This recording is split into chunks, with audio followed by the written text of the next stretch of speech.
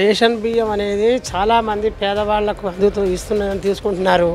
తీసుకొని 10 రూపాయలకు 8 రూపాయలకు ఆశపడి వేరే దౌర్భాగ్యులకు అమ్మేసుకుంటూ వాళ్ళు సొమ్ము చేసుకుంటున్నారు. వీళ్లకు అదే గవర్నమెంట్ అటువంటి వాళ్ళు బియ్యం ఇవ్వకుండా ఇస్తేనేమో సన్న బియ్యం ఇవ్వాలి, లేదా నగదుపూర్వకంగా ఇస్తే పేదవాళ్ళకు అది బెనిఫిట్గా ఉంటుంది. 10 వాళ్ళకు కూడా రేషన్ కార్డు ఇస్తున్నాం అనేది గవర్నమెంటు ఇచ్చిన పేరు ఉంటుంది. వీళ్ళు తినడానికైనా అన్నింటికి అవకాశం ఉంటుంది. రేషన్ మాఫియాని చెక్ పెట్టాలంటే ఇప్పుడు మనం మొన్న పట్టుకున్నారు కదండి కాకినాడలో, అవి కొంచెం గట్టిగా యాక్షన్ తీసుకుంటే వాళ్ళకి భయం అనేది వస్తుంది. రేషన్ బియ్యం కూడా మనకి ఎవరు చేయాలన్నా భయపడతారు. కాబట్టి అవి ముందు తీసుకునే యాక్షన్ గట్టిగా సివియర్గా తీసుకుంటే ఇంకొకరు చేయడానికి భయపడతారు. రైస్ ఉంటే ఏంటంటే ఈ పని చేస్తాయండి, కొన్నిళ్ళు కాకపోయినా కొన్నిళ్ళు అయినా రైస్ మీద బేస్ అయ్యి ఉన్నారు.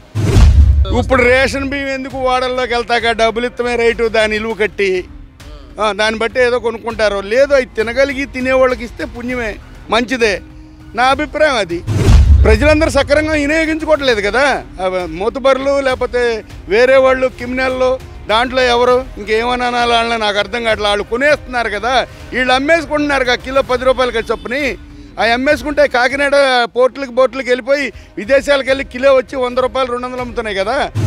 రేషన్ బియ్యం శుద్ధ దండగా ఈ రోజున ప్రతి పేదవాడు కూడా మంచి సన్న బియ్యం తీయాలనే ఆలోచనలోనే ఉన్నాడు. కానీ ఈ రేషన్ బియ్యం ముడి బియ్యం తినాలని ఎవరు అనుకోవట్లేదు. దాని మూలాన ఈ మాఫియా పెరిగిపోయింది. వీళ్ళు ఏం చేస్తున్నారంటే దీన్ని తీసుకొని అమ్మేసుకుంటున్నారు. 5 రూపాయలు 10 రూపాయలు కేజీకి తీసుకొని పూర్తిగా అమ్మేసుకోవటం వలన ఈ మాఫియా పెరిగిపోయింది. ఈ మాఫియా వాళ్ళని దాన్ని సన్నబియ్యంగా తయారు చేసి విదేశాలకు దండా చేస్తున్నారు. ఈ విధంగా చేయటం వలన మనకి నష్టమే జరుగుతుంది, కానీ ప్రభుత్వానికి లాభం జరగట్లేదు. రేషన్ బియ్యం ఇస్తే వీళ్ళు మళ్ళీ వాళ్ళకే అమ్ముకొని ఈ నగదు ఇస్తే వాళ్ళ అకౌంట్లో డబ్బులు పెడితే అప్పుడు ఈ కుంభకోణం ఉండదు. కుంభకోణం వాళ్ళకి ఇది గవర్నమెంట్ కూడా భారం పడకుండా ఉంటుంది. అమౌంట్ వాళ్ళకే డైరెక్ట్గా పడుతుంది, బాగుంటుంది. అంటే 90% అయితే డబ్బులు వాపసు తీసుకుంటున్నారు, బియ్యం రిటర్న్ ఇచ్చేసి. ఒకవేళ డబ్బులు ఇస్తేనే బెటర్ అనిపిస్తుంది. ఈ బియ్యం అయితే మాత్రం కంట్రోల్ పక్కదారికి వెళ్ళిపోతున్నాయి తప్ప కంట్రోల్ అయ్యే సూచనలు అయితే లేదు. నగదు ఇస్తే చెక్ చేయొచ్చు కదా. బియ్యం అప్పుడు చాలా వరకు ఇది అయింది కదా. ఎవరన్నా తీసుకునే వాళ్ళు కొంతమందే ఉన్నారు. మళ్ళీ ఆ డీలర్షిప్కే మళ్ళీ రిటర్న్ ఇచ్చేవాళ్ళు చాలామంది ఉన్నారు. ఇప్పుడు వస్తుందండి, 2 నెలల నుంచి బాగానే వస్తుంది.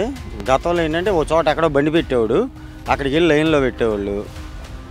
ఇక ఆడొచ్చిన టయానికి ఆ బండి వచ్చిన టయానికి కాపలా కాయాలి మేము. ఇప్పుడైనా ఇక ఈ నెల సంక్రాంతి నుంచి మారుస్తున్నారు అంటున్నారు. మారిస్తే రేషన్ డీలర్లకు ఇస్తే కనుక ఇబ్బంది ఉండదు. బియ్యం ఇవ్వటమే కరెక్టు. ఎందుకంటే చాలామంది బియ్యం వాడుతున్నారు. ఎక్కడో కొంతమంది వాడకం తగ్గినా సరే ఈ నగదే ఉందండి, వాళ్ళు తీసుకుంటారు, ఈ డబ్బులు తీసుకుంటారు. 100 150 వస్తుంది, 150 అప్పటికి అయిపోద్ది. అదే బియ్యం 25 కేజీలు ఉందనుకోండి, దానికి తగ్గవాళ్ళు దాన్ని తినేవాళ్ళు ఉన్నారు, లేకపోలేదు. కాకపోతే ఈ మధ్యకాలంలో చూస్తున్నాక ఈ బయటికి వెళ్ళిపోతున్నాయి, ఎక్స్పోర్ట్ అవుతున్నాయని.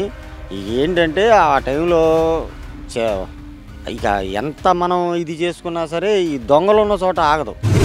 రేషన్ దందాకి చెక్ పెట్టాలంటే ఏం లేదండి, దందా చేసి దొంగలను పట్టుకుని లోన్ వేయాలా, వాళ్ళకి సహకరిస్తున్న అధికారులు తాట తీయాలా. ఈ 2 వదిలేసేసి బియ్యం ఇవ్వనా డబ్బులు ఇవ్వనా అంటే ఏం లాభం? ఈ కొర్రలమ్మేవాడు కొర్రలమ్మ స్మగ్లింగ్ చేస్తాడు, సజ్జలు స్మగ్లింగ్ చేయాల్సిన సజ్జలు చేస్తాడు, డబ్బులు ఇవ్వాల్సిన వాడు ఏం చేస్తాడు? ఆ బియ్యం ఇప్పుడు పండిస్తున్నారండి పంట రైతులందరూ ఏమైపోతారు? రేపు పండించే రైతులు ఉన్నారా? ధాన్యం పండించే రైతులు నువ్వు బియ్యం ఆపేస్తావు ఇవ్వడం. ఈ బియ్యం ఆపేస్తే ఈ పండించే రైతుల పరిస్థితి ఏంటి?